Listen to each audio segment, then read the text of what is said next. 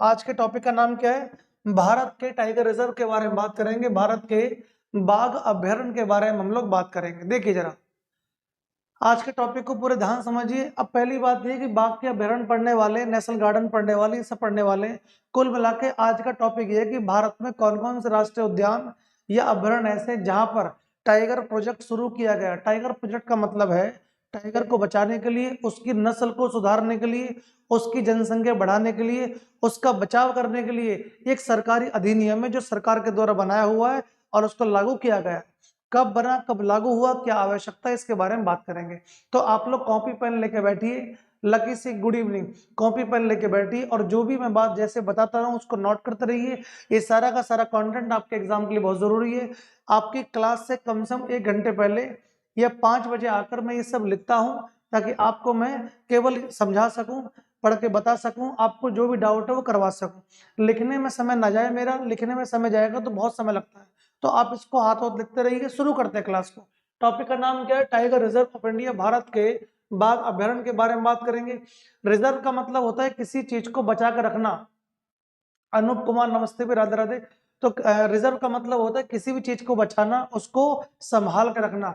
अब किसको संभालने की बात हो रही? टाइगर की बात हो रही है। टाइगर को हिंदी में बाघ कहा जाता है और बाघ जंगल रूपी परिवार का सबसे बड़ा मेंबर है। बाघ जंगल रूपी परिवार का सबसे बड़ा मेंबर है। जंगलों में सभी जीवों की जनसंख्या को, सबकी संख्या को बैलेंस करने के लिए बड़े जीवों का होना बहुत जरूरी है। अगर बड़े जीव नहीं रहेंगे तो फूड चेन भी इंपैक्ट पड़ता है, फूड चेन के ऊपर, फूड वेब के ऊपर भी इंपैक्ट पड़ेगा। और ऐसा नेगेटिव इंपैक्ट पड़ता है कि पूरे जंगल के जितने भी जीव हैं वो एक दूसरे की कमी से प्रभावित होते हैं और धीरे धीरे जंगल जो है वो कहीं ना कहीं बर्बादी की तरफ जाना शुरू हो जाता है। तो जंगल में हर तरह के जीव की आवश्यकता, लेकिन जंगल के जो बड़े जीव है जिसमें टाइगर आता है उसको बचाना बहुत जरूरी है। ये दूसरे जीवों की संख्या को मेंटेन करता है। ठीक है, तो जंगल एक परिवार है और सभी जीवों का होना उसमें अनिवार्य है, जिसमें टाइगर का बचना बहुत जरूरी है। तो इसको शुरू करने से पहले हम ये शुरू करेंगे कि भारत में वन्यजीव संरक्षण, भारत में वाइल्ड लाइफ प्रोटेक्शन एक्ट कब जारी किया गया? तो याद रखना ये शुरू किया गया 1972 में। वन्यजीव संरक्षण का उद्देश्य कि जंगल में जितने भी जंगली जीव है उन सबको बचाने के लिए सरकार के द्वारा एक्ट या अधिनियम कब जारी किया? 1972 में शुरू किया गया।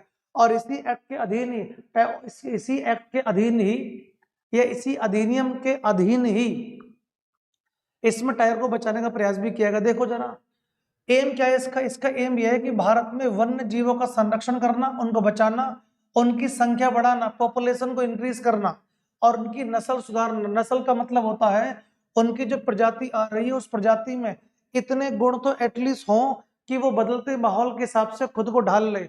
अगर इसकी नस्ल नहीं सुधारी गई या ये जीव अपने आप को नए माहौल के अनुसार ना बदले तो ये धीरे धीरे क्या होंगे? विलुप्त होंगे। विलुप्ति कगार पर जाने के बाद हमेशा के लिए खत्म हो जाएंगे, इसलिए इनको खत्म होने से पहले ही बचाना बहुत जरूरी है। तो याद रखना ये सारी की सारी चीज आप एग्जाम के लिए तैयार कर रहे हैं, ये बात मान के चलिए। बाघ के संरक्षण के लिए, बाघ के बचाव के लिए टाइगर प्रोटेक्शन एक्ट ये कब लाया गया? तो आप याद रखेंगे 1973 में। जिस वर्ष वन्य जीवों को बचाने के लिए एक्ट लाया गया ठीक उसके अगले साल 1973 में स्पेशल किसके लिए? टाइगर को बचाने के लिए ये टाइगर प्रोजेक्ट एक्ट लाया गया और इसका उद्देश्य इसको बचाना है।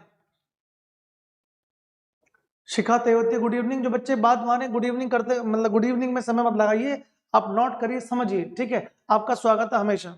याद रखना बाघ को बचाने के लिए जो सरकार के द्वारा जागरूकता अभियान चलाया जाता है, जागरूकता अभियान इसलिए जरूरी है कि जितना मनुष्य टाइगर को सपोर्ट करेगा, सरकारी योजनाओं को सपोर्ट करेगा, उतना हमारे द्वारा उसके ऊपर जो हमला होता है, हमारे द्वारा टाइगर को जो नुकसान पहुंचाया जाता है उसमें कमी आएगी। और मनुष्य जितना ज्यादा इसकी अहमियत को समझेगा उतना इसको डिस्टरबेंस कम करेगा। अगर एक शेर ने, एक बाघ ने इंसान को मार दिया तो बाघ के ऊपर तो कुछ नहीं होना, लेकिन इंसान ने बाघ को मार दिया तो इंसान के खिलाफ जो है सरकारी क्या बोलते हैं मुकदमा जारी हो सकता है और उसको वन्य जीवों का शोषण करने के आरोप में उसे जेल में बंद कर सकते हैं, पनिशमेंट उसको मिल सकता है, ध्यान रखना। तो बाघ के संरक्षण के लिए ये एक्ट कब जारी किया गया? 1973। बहुत इंपॉर्टेंट है, एग्जाम में कई बार पूछा गया है। पूछा तो ये भी गया है, ये पूछेगा बताओ वन्यजीव संरक्षण एक्ट कब जारी किया गया? तो नाम लेंगे हम 1972 का। केवल बाघ के बारे में बात करेगा तो आएगा नाम 1973 का। ठीक है जी, ध्यान रखेंगे। 29 जुलाई को टाइगर डे मनाया जाता है। बाघ डे या टाइगर डे कब मनाया जाता है? तो ये मनाया जाता है हर साल 19 जुलाई को। और कब से मनाना शुरू किया है? 2010 से इसको मनाना शुरू किया। 2010 में इसको पहली बार बनाया गया है। टाइगर प्रोजेक्ट का उद्देश्य क्या है? वो कौन सा काम है जो टाइगर प्रोजेक्ट के जरिए, टाइगर प्रोजेक्ट या मिशन के जरिए किया जाएगा? तो आप उसमें थ्योरी के साथ क्वेश्चन भी प्रैक्टिस कराइए। यहाँ क्वेश्चन भी है, आज कम से कम 25-26 क्वेश्चन है, वो भी लिखाएंगे। लेकिन मैं पहले थ्योरी पढ़ा दूं। अभी तक मेरी एक ही क्लास हुई है कल वाली, जिसमें केवल मैंने थ्योरी पढ़ाई है। बाकी सभी क्लास में पहले थ्योरी और उसके बाद ऑब्जेक्टिव पढ़ाएं। चाहो तो आप क्लास देख सकते हो, ठीक है, ध्यान रखेंगे। तो इसका उद्देश्य क्या? टाइगर की संख्या को बढ़ाना और इसका बचाव करना, ठीक है, इसको पूरी तरह सिक्योर करने का इसमें उद्देश्य रखा हुआ है। राष्ट्रीय बाघ संरक्षण अधिनियम ये कब बन के तैयार हुआ? राष्ट्रीय बाघ संरक्षण अधिनियम ये एक्ट कब बन के तैयार हुआ? 1972 में बन के तैयार हुआ था। लेकिन टाइगर प्रोजेक्ट कब तैयार हुआ? ये 1973 में आया। प्रोजेक्ट बाद में आया है और इसको पास करने के लिए, इसको सुरक्षित करने के लिए संरक्षण अधिनियम कब आ गया? 1972 में आ गया है। तो ये सारी की सारी बातें वर्ष के साथ में आप याद रखेंगे।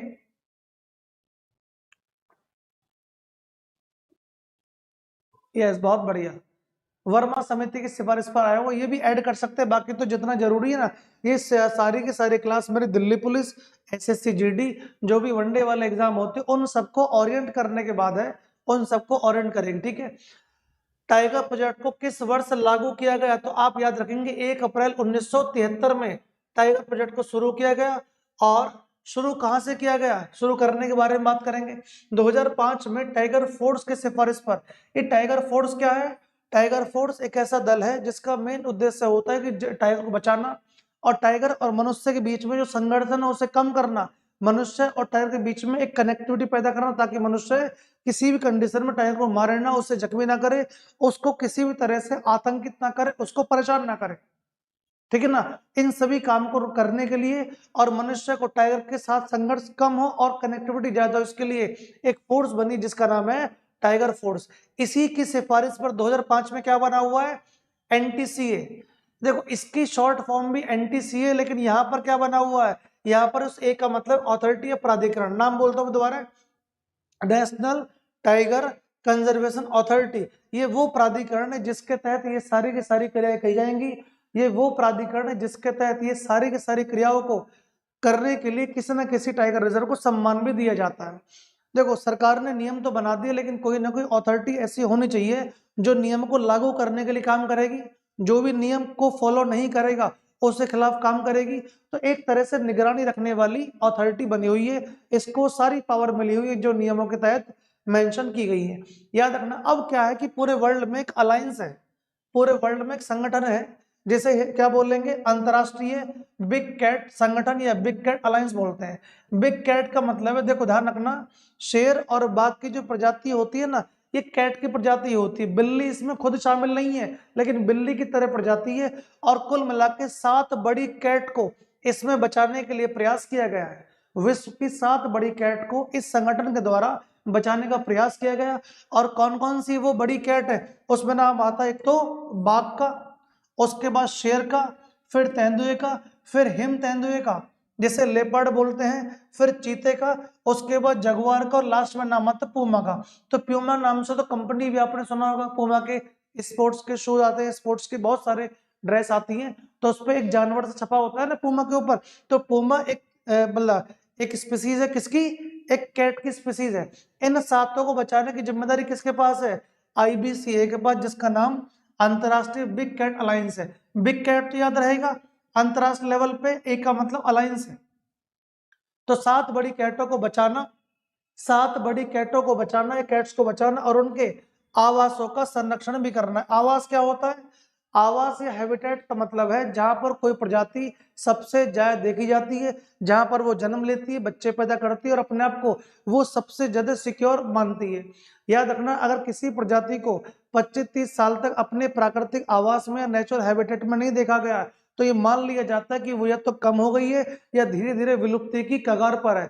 और 50 साल तक अगर किसी प्रजाति को उसके हैबिटेट में, उसके मूल स्थान पर, मूल आवास पर नहीं देखा जाए ना, तो मान लिया जाता है कि वो हमेशा के लिए एक्सटिंक्ट हो चुकी है, विलुप्त हो चुकी है, डिसअपियर हो चुकी है। याद रखना ये। तो इतनी बात आप ध्यान रखेंगे, ठीक है। तो ये 7 प्रजाति जिनको आईबीसीए के द्वारा बचाया गया। आईबीसीए के प्रमुख कौन है?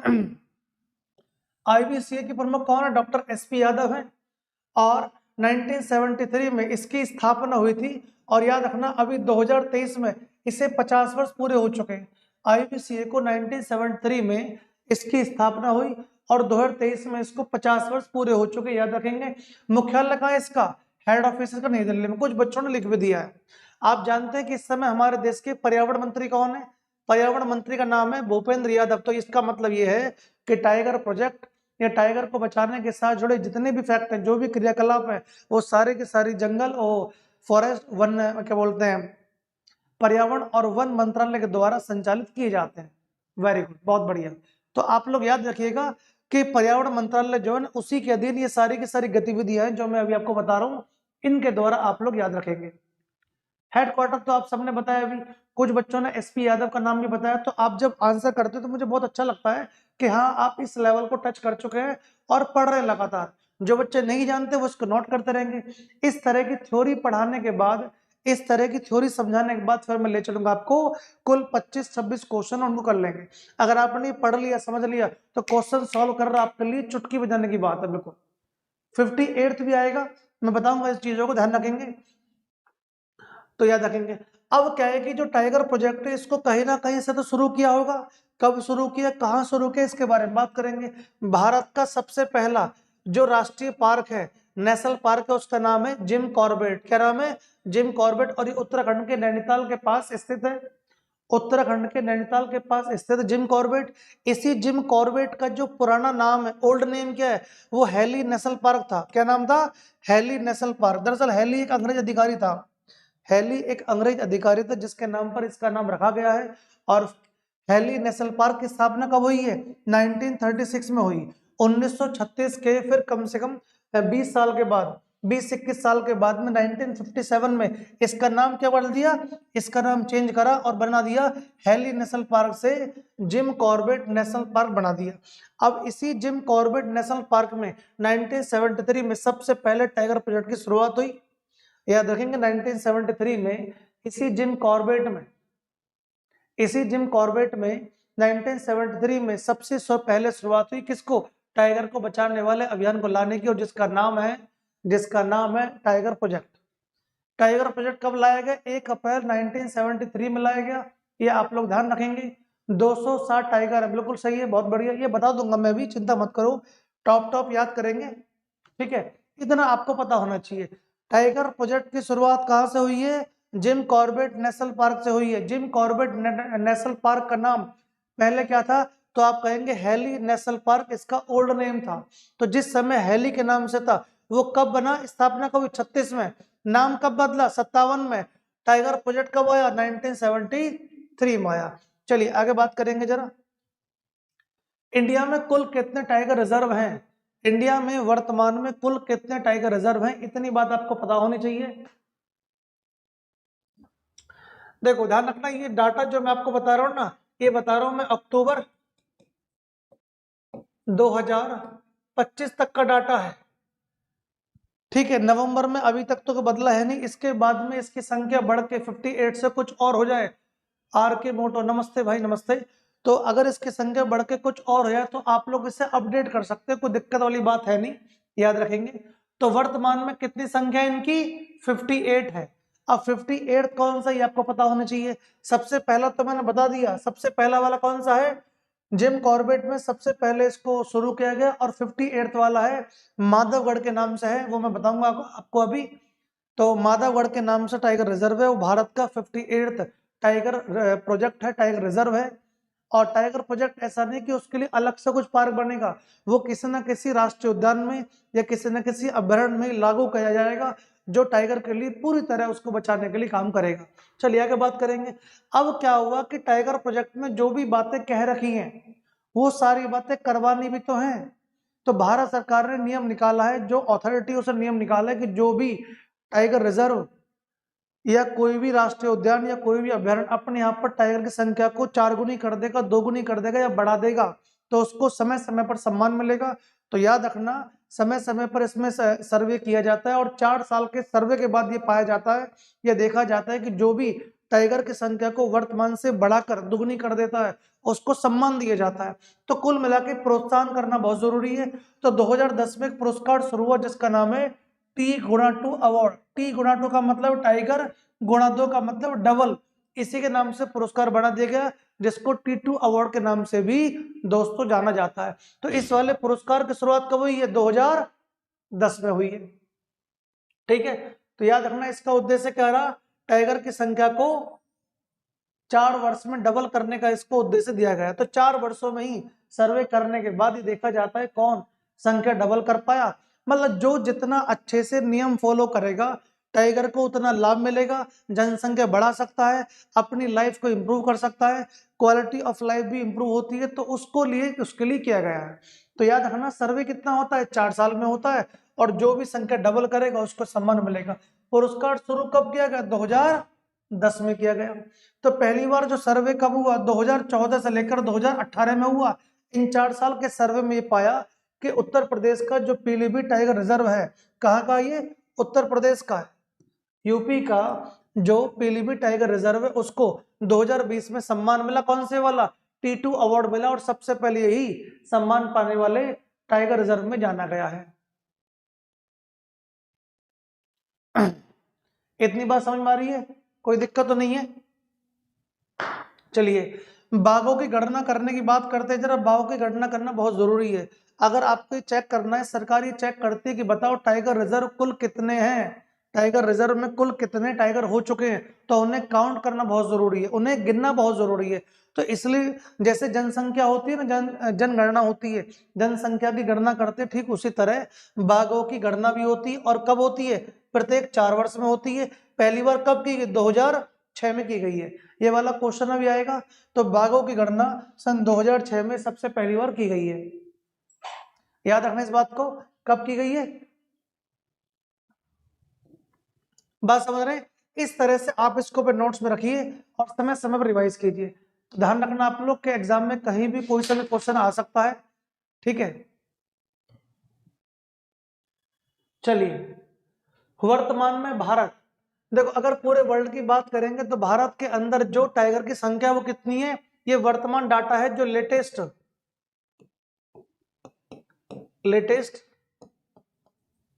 बाघ गणना है उसके अनुसार कितनी है? भारत में कुल 3682, भारत में कुल 3682 टाइगर हैं, जिसमें सब में जाए तो एमपी में, ये तो आप जानते ही हैं। याद रखेंगे कितने हैं? 3682 है। जो लेटेस्ट गणना है, बाघ काउंटिंग है, उसके अनुसार ही बताया गया है। तो पूरे वर्ल्ड का लगभग 80% के आसपास बाघ कहां पर है? इंडिया में। तो भारत इस मामले में रिच है, भारत इस मामले में बहुत धनी है कि भारत के पास दुनिया में सबसे ज्यादा टाइगर हैं। एक बात और ध्यान रखेंगे, भारत वर्ल्ड में एकमात्र ऐसा कंट्री जहां पर टाइगर और लॉयन दोनों है, शेर और बाघ दोनों है। अदरवाइज कंट्री में या तो शेर मिलेगा या मिलेगा भैया लॉयन मिलेगा। लॉयन और बाघ दोनों कहां पर? इंडिया के पास है। बात समझ आ रही है? तो इसी दिशा में आगे बढ़ते हैं। तो भारत में कुल कितना टाइगर है? 3682 है। गलत मत कर देना इसको, इंपॉर्टेंट डाटा ही है। दूसरी बात, भारत का वो कौन सा राज्य है जो बाघों की संख्या के मामले में नंबर 1 है? उसका नाम भैया मध्य प्रदेश है। और कुल कितने उसमें? 785 टाइगर वर्तमान में है। इसी वजह से टाइगर को, इसी वजह से मध्य प्रदेश को, इसी वजह से मध्य प्रदेश को टाइगर स्टेट ऑफ इंडिया भी कहा गया। तो आप याद रखना कि एमपी क्या है इसमें? टाइगर स्टेट ऑफ इंडिया या बाघों का राज्य भी कहा गया है। ध्यान रखेंगे इस बात को। एक बात और ध्यान रखना, एमपी में अभी हाल ही में एमपी में एक जगह रीवा, नाम सुना आप लोगों ने? एमपी में एक डिस्ट्रिक्ट रीवा, वहां पर व्हाइट टाइगर को बचाने के लिए, व्हाइट टाइगर के प्रजनन के लिए वहां पर एक सेंटर बना हुआ है जो पूरे भारत में नंबर 1 है। भारत का एकमात्र व्हाइट टाइगर को बचाने का जो प्रजनन सेंटर है, रिप्रोडक्टिव सेंटर, वो कहाँ खुला है दोस्तों? मध्य प्रदेश के रीवा में। और ये सबसे पहला बना हुआ है। तो याद रखना व्हाइट टाइगर के लिए भी बहुत बढ़िया माना गया है। बहुत बढ़िया, very good. Sir board blur हो गया है, आदर्श कुमार शर्मा। जरा और बताना बच्चे, कोई और भी है जो कह रहा है कि टाइगर ये बोर्ड ब्लर हो चुका है? आज ही क्लास में हुआ था, मैथ वाली क्लास में, लेकिन उसके बाद ठीक किया। तो जरा बताओ किसी और को भी लग रहा, बाकी हमारी तरफ से तो बिल्कुल ओके है। ठीक है, चलिए बात करेंगे जरा अब बात करेंगे दूसरे नंबर पे कौन सा राज्य है। कर्नाटक का नाम आता है। कर्नाटक मध्य प्रदेश के बाद दूसरे नंबर पे, और इसमें 563 टाइगर है। सेकंड नंबर पे ये बना हुआ है। तीसरे पे कौन बना हुआ है? तीसरे पर है महाराष्ट्र, जिसमें 444 या 444 हो गया था ब्लर, अब ठीक है, अब ओके, कोई बात नहीं, तकनीकी चीजें हैं, काम करते रहते हैं, तो चिंता मत करो। तो पहले पे कौन है? मध्य प्रदेश, दूसरे पर कर्नाटक, तीसरे पे कौन है? महाराष्ट्र। तो महाराष्ट्र में कितने? 444, कर्नाटक में 563, मध्य प्रदेश में कितने? 785। इस तरह से डाटा 2-3 बार बोल के आप लोग थोड़ा याद कर सकते हो। अच्छा, बीच बीच में सही, बीच बीच में हो जाता है, फिर सही हो जाता है, कोई बात नहीं, कोई बात नहीं। इसको हम लोगों ने ठीक कराया है अभी, मतलब सेटिंग में दिक्कत है, बाकी सारा सामान नया और A1 कंपनी का है, तो सेटिंग हमने करा ली इसकी, तो कोई दिक्कत नहीं आएगी। अब तक जैसे क्लास बढ़िया चली, आगे भी चलेगी। जरा मुझे बताइए, भारत के ऐसे कौन से व्यक्ति जिन्होंने टाइगर को लेकर, उसको बचाने को लेकर या उसके बचाव के लिए जागरूकता अभियान चलाया? तो उन व्यक्ति का नाम आता है क्या? कैलाश संकला। क्या नाम आता है? Kailash Sankhala is the tiger man of India. Tiger man के नाम से अलग व्यक्ति है, टाइगर मैन ऑफ इंडिया के नाम से अलग व्यक्ति, ध्यान रखेंगे। टाइगर मैन के नाम से वाल्मीकि ठाकुर है, वाल्मीकि ठाकुर बोलते हैं जिन्हें केवल टाइगर मैन कहा गया, लेकिन पूरा पढ़ो, tiger man of India, Bharat का बाघ पुरुष, के टाइगर मैन कैसे बोलेंगे? कैलाश संकला। ये भी इंपॉर्टेंट है, कभी कभी एग्जाम में पूछ लेता है। किसी को कुछ नहीं पता कि कौन सी जानकारी एग्जाम में क्वेश्चन बन के आ जाए, इसलिए सब कुछ पूरा पढ़ें, याद करें, दोहराएं। बहुत बढ़िया, वेरी गुड, बच्चों ने आंसर भी दिए हैं। अब मुझे बताओ, भारत का सबसे बड़ा टाइगर रिजर्व कौन सा है? देखो, सबसे बड़ा टाइगर रिजर्व जो माना जाता है, वो किसे माना जाता है? वो माना जाता है आंध्र प्रदेश का टाइगर रिजर्व है, जिसका नाम नागार्जुन श्री सैलम है। मोस्ट इंपोर्टेंट, भारत का सबसे बड़ा, देखो सबसे पहला पता होना चाहिए, सबसे लास्ट में 58 कौन सा है, सबसे बड़ा कौन सा है और सबसे छोटा कौन सा है, ये चार आपको पता है, तो आप कभी भी इनके बीच में, सर मेरी स्क्रीन तो ब्लर ही आ रही है बेटा, उस पर कपड़ा मार के देख लो, क्या पता साफ हो जाए, धूल आ रही है उस पर। बाकी हमारी तरफ तो ठीक है, ठीक है ना। हमने तो स्पेशली बुलाया टेक्निकल वाले को, वो अपने घर था, उसको बुलाया, मैथ वाली क्लास के बाद ठीक किया उसने। कूलिंग से मैं कैमरा साफ करा दूंगा, और बताओ, ठीक है। तो कोशिश करो कि अगर ऐसा हो रहा है, दरअसल क्या है ना, जो समस्या यहाँ से होगी ना, वो केवल एक को नहीं होने वाली, वो सभी को होगी, और एक आदि को समस्या हो रही है, किसी और को नहीं हो रही है, तो उसे सबसे पहले अपने यहाँ चेक करो, कहीं ऐसा नहीं कि आपके नेट स्लो हो। स्क्रीन ब्लर होने के लिए नेट का स्लो होना भी होता है, तो अगर लग रहा है कई सारे बच्चों में, फिर तो हमारे यही कमी है। ठीक है, हम लोग चेक कर लेंगे, क्वालिटी बढ़ा लो, हो जाएगा सही। हाँ, ये वाली बात भी सही है, 780 पे, 1080 पे, अगर ऐसा कुछ हो जाए तो कर लीजिए।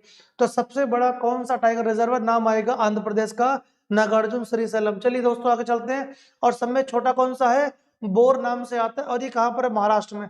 सबसे बड़ा, सबसे छोटा कौन है? Bore tiger reserve. और सबसे बड़ा कौन सा है? नागार्जुन श्रीशैलम। चलिए आगे बात करेंगे। अरुणाचल प्रदेश में कौन कौन सा टाइगर रिजर्व है? जरा एक बार नाम पढ़ लेते हैं, फिर ऑब्जेक्टिव आएगा, तब मैं इनको आपके सामने दोहराता हूँ। ठीक है, बहुत बढ़िया। सब थंबनेल सब, ठीक है। तो आप में से कुछ बच्चे आंसर दे रहे हैं, इसका मतलब आपको काफियों को बच्चे याद भी है। इस वाली क्लास को ना आप लोग शेयर भी कर सकते हैं, दोस्तों के साथ इसको बांट सकते हैं क्लास को, ये दूर तक पहुंच जाए, कि जितने ज्यादा बच्चे होंगे उतना बहुत बढ़िया है, याद रखना।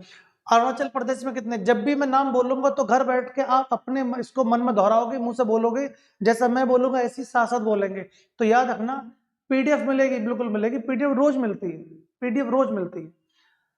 अरुणाचल प्रदेश में कौन कौन से खास है? नामदफा है, जिसे विश्व का सबसे ज्यादा ऊंचाई पर बना हुआ टाइगर रिजर्व कहा गया है। विश्व का सबसे ऊंचाई पर बना हुआ टाइगर रिजर्व कौन सा है? नामदफा। कई बार एग्जाम पूछा गया है, अभी पीसेस वाला जो एग्जाम हुआ है, RO वाला हुआ है, मतलब कई ऐसे एग्जाम है जहां पर ही पूछ चुके हैं, कोई नई बात नहीं इसका आना। नामदफा पक्के किसान के नाम से भी है, ठीक है। तो पक्के पागा भी एक जगह है, लेकिन आप याद रखें, पक्के टाइगर रिजर्व। दूसरा, कमलंग कहां पर? ये भी अरुणाचल प्रदेश। तीनों के नाम आपको पता होने चाहिए, कमलंग, पक्के और नामदफा, ये तीनों कहां पर? अरुणाचल प्रदेश में। नामदफा कहाँ पे है? सबसे ज्यादा ऊंचाई पर, इसलिए इसको थोड़ा विशेष माना गया है। असम में कौन सा है? काजीरंगा नेशनल पार्क है। काजीरंगा एक सींग वाले गैंडे के लिए भी जाना जाता है। काजीरंगा एक सींग वाले गैंडे के लिए भी जाना जाता है। बहुत बढ़िया। असम में एक दूसरा और है, नमेरी भी है, मानस भी है, औरंग भी है। कभी कभी इसे एक ट्रिक है, जिसे कहाँ मिलेगी पीडीएफ? आप इस क्लास को लीजिए, इस क्लास के लास्ट में बताऊंगा मैं, कुछ क्यूआर कोड है, जैसे पीडीएफ में आते हैं ना, यहाँ पे लिखे आते हैं क्यूआर कोड, वहां से मिल जाएगी। तो उसे स्कैन करेंगे तो आप हमारे सफलता स्टेशन के टेलीग्राम चैनल तक पहुंच सकते हो। ठीक है दोस्त, चलिए आगे बात करते हैं जरा। और असम में कौन कौन से? काजीरंगा, नमेरी, मानस और औरंग, ये ऑब्जेक्टिव से रिवाइज होंगे अभी। छत्तीसगढ़ में कौन कौन से हैं? छत्तीसगढ़ में है उदंती सीता नदी, उदंती सीता नदी छत्तीसगढ़ में है। अचान कमार कहां पर? ये भी छत्तीसगढ़ में है। इंद्रावती और गुरु घासीदास तिमोर पिंगला, गुरु घासीदास तिमोर पिंगला। मेरे साथ साथ बोलना है आपको, घर बैठ के मेरे साथ बोलना है। इंद्रावती कहां पर है? छत्तीसगढ़। अचान कुमार कहां पर है? छत्तीसगढ़। उदंती सीता नदी कहां पर? छत्तीसगढ़। इन चारों को आप याद रखिए, कभी ना कभी एग्जाम में ये घूमते फिरते आते रहते हैं। उसके बाद एमपी वाले, एमपी वाले ज्यादा इंपॉर्टेंट क्यों है? एक तो एमपी में टाइगर रिजर्व ज्यादा है, टाइगर भी ज्यादा है, और टाइगर के लिए जो प्राकृतिक आवास है वो बहुत बढ़िया माना जाता है। ठीक है, बहुत बड़ा, बहुत बढ़िया, वेरी गुड। चलिए बात करेंगे, तो एमपी में कौन कौन सा? पन्ना है, बांधवगढ़ है, माधवगी है। तो माधव और बांधव दोनों साथ पढ़ेंगे, थोड़ा कनेक्टिविटी रहती है, ध्यान रखना। बांधवगढ़ और माधव ये कहां पर? एमपी में। पेच कहां पर है? पेच एमपी में भी, ध्यान रखेंगे। पेच महाराष्ट्र में भी है। दरअसल पेच जो है ना, वो इस तरह से कि वो एमपी और महाराष्ट्र दोनों के बॉर्डर पर है, इसलिए उसका कुछ हिस्सा महाराष्ट्र में, कुछ हिस्सा उसका एमपी में। इसलिए पेच टाइगर रिजर्व जो है वो दोनों राज्यों में माना जाता है। कान्हा नेशनल पार्क, ये बहुत इंपॉर्टेंट है। और वीरांगना दुर्गावती, ये भी इंपॉर्टेंट है। तो वीरांगना दुर्गावती, कान्हा नेशनल पार्क, पेच, माधव, बांधवगढ़ और पन्ना, ये सब कहां पर दोस्त? ये सब है एमपी में। अगला आते जा, ठीक। इसके बाद हम लोग आ जाएंगे आराम से क्वेश्चन पे। चलिए, बिहार में कौन सा है? वाल्मीकि नाम से टाइगर रिजर्व कहां पर है? बिहार में है। झारखंड में पलामू है, इसके नाम याद रखेंगे। कर्नाटक में बांदीपुर है, दांदेली है और भद्रा है। भद्रा, दांदेली और बांदीपुर, भद्रा, दांदेली और बांदीपुर, ये कहां पर है? ये भैया है कर्नाटक में। केरल में कौन सा? पेरियार, पेरियार तो आप जानते हैं। हाँ, नागरहोल भी कहाँ है? कर्नाटक में, भूल मत जाना। इनको मैं अभी ऑब्जेक्टिव से आपको रिवाइज कराऊंगा, आप 2-3 बार दोहराएंगे तो अच्छे से आपके दिमाग में सेट हो जाएंगे। देखो, कुछ भी हासिल करने के लिए मेहनत तो करनी पड़ती है, चाहे हम करें, चाहे आप करें, चाहे कोई भी करे, बिना मेहनत के तो कुछ मिलने का नहीं। और मेहनत भी ऐसी जिसे समय समय पे आप थोड़ा बेहतर बनाएं, आपकी डायरेक्शन बिल्कुल सही होनी चाहिए, आपको अपनी कमियां पता होनी चाहिए, ताकि कमी सुधार के अब अगली बार थोड़ा और बेहतर हो सके। बस छोटे छोटे ये कदम आपको एक लंबी यात्रा तय करने में सहायता करेंगे। पेरियार एक रिवर का नाम भी है, पेरियार एक नेता है उनके नाम पर बना हुआ है। पेरियार एक अभ्यारण्य भी है, पेरियार नदी भी, और इसी पेरियार नदी के पास एक टेंपल भी, जिसका नाम है, क्या नाम है उसका? उसका नाम है सबरीमाला टेंपल। सबरीमाला टेंपल पेरियार अभ्यारण्य के पास है, पेरियार नदी के पास भी है। तो आप जानते हैं वो क्यों इतना फेमस है। तो और भी इसमें है, ये मैंने खास खास लिखे हैं, सारे नहीं है, कुछ ऑब्जेक्टिव में भी तो आएंगे, वहां भी तो पढ़ूंगा मैं। यस, बहुत बढ़िया, शाबाश। चलिए बात करेंगे अब, और एक और देख लीजिए, मैंने बताया ना पेच एमपी में भी है और महाराष्ट्र में भी है। मेला घाट कहाँ? ये महाराष्ट्र में। सह्याद्री, ये भी महाराष्ट्र में है। नवेगांव, ये महाराष्ट्र में। और बोर, जो भारत का सबसे छोटा टाइगर रिजर्व, ये भी महाराष्ट्र में है। तो मेला घाट है, पाल घाट है, भोर घाट है, ये कई सारे घाट है जो महाराष्ट्र में फेमस है, दर्रे बने हुए हैं। तो आप लोग याद रखिए।